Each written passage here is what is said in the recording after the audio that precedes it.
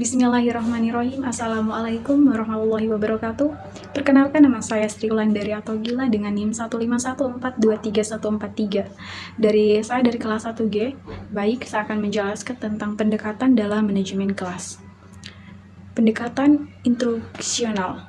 Pendekatan instruksional adalah pendekatan yang mendasarkan pendirian bahwa pengajaran yang dirancang dan dilaksanakan dengan cermat akan mencegah timbulnya sebagian besar masalah manajerial kelas. Dan prinsip dari pendekatan instruksional ini adalah pendekatan yang mengedepankan pada perencanaan yang sangat baik yang harus dilakukan atau dibuat oleh guru. Jadi, pengajaran ini harus dirancang dengan baik dan kemudian dilaksanakan dengan cermat sehingga dengan begitu masalah-masalah yang terkait dengan pengelolaan kelas akan bisa diminimalisir. Pengelolaan kelas melalui pendekatan ini mengacu pada tujuan pembelajaran yang dirumuskan. Dengan demikian, peran guru adalah merencanakan secara matang pelajaran yang baik, kegiatan pembelajaran yang disesuaikan dengan kebutuhan dan kemampuan masing-masing siswa. Hal-hal yang perlu diperhatikan dalam mengembangkan strategi pengelolaan kelas dalam pendekatan pembelajaran ini antara lain: yang pertama, melakukan pembelajaran yang menarik dan signifikan. Yang kedua, guru harus mampu melaksanakan kegiatan yang efektif untuk mencegah siswa agar lebih melalaikan tugasnya. Yang ketiga, pendidikan mempersiapkan daftar kegiatan sehari yang perlu dipahami dan dilakukan seluruh siswa. Yang keempat, memberikan pengarahan yang jelas kepada siswa. Kelima, memberikan motivasi atau dorongan yang bermakna terhadap perilaku siswa. Yang kelima, memberikan motivasi atau dorongan yang bermakna terhadap perilaku siswa yang menunjukkan kebosanan. Yang keenam, memberikan bantuan dalam mengatasi masalah siswa. Selanjutnya, pendekatan proses kelompok. Pendekatan proses kelompok dalam manajemen kelas adalah strategi yang digunakan oleh guru untuk mengelola interaksi dan dinamika dalam kelas dengan melibatkan siswa dalam proses pengambilan keputusan, kerjasama, dan pemecahan masalah. Berikut penjelasan lebih lanjut. Yang pertama, kolaborasi.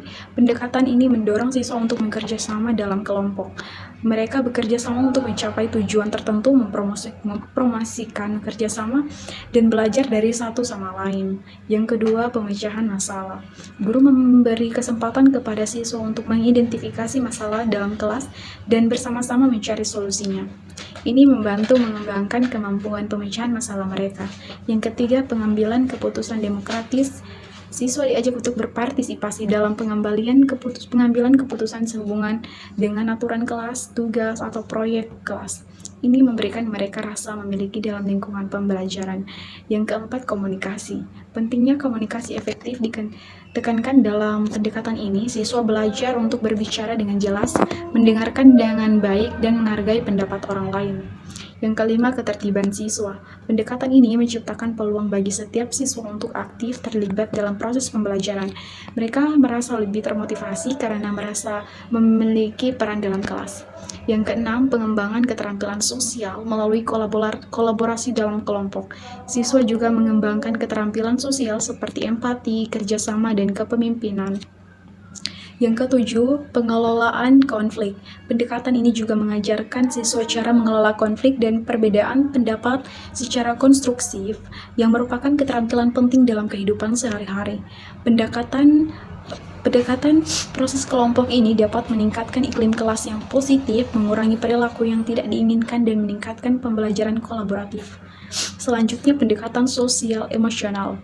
Pendekatan sosial emosional merupakan bentuk hubungan antara guru dan siswanya, di mana dalam hal ini adanya keterkaitan antara keduanya dalam proses menciptakan suatu kondisi yang belajar yang efektif, dan efisien. Untuk menciptakan suasana belajar yang harmonis, di sini guru memiliki peran penting dalam melaksanakan proses belajar mengajar itu sendiri. Seorang guru harus berusaha mendorong siswa agar mampu bersedia mewujudkan hubungan manusiawi yang penuh saling pengertian, hormat, menghormati, dan saling menghargai. Guru harus mendorong menjadi pelaksana yang berinisiatif dan kreatif, serta selalu terbuka pada kritik. Di samping itu, berarti juga guru harus mampu bersedia mendengarkan pendapat, sasaran, gagasan, dan lain-lain dari siswa sehingga terjadi suasana pembelajaran yang dinamis. Untuk menciptakan hubungan baik dengan siswa, guru perlu menerapkan sikap-sikap yang efektif, meliputi sikap terbuka, menerima dan menghargai siswa, empati, dan demokratis.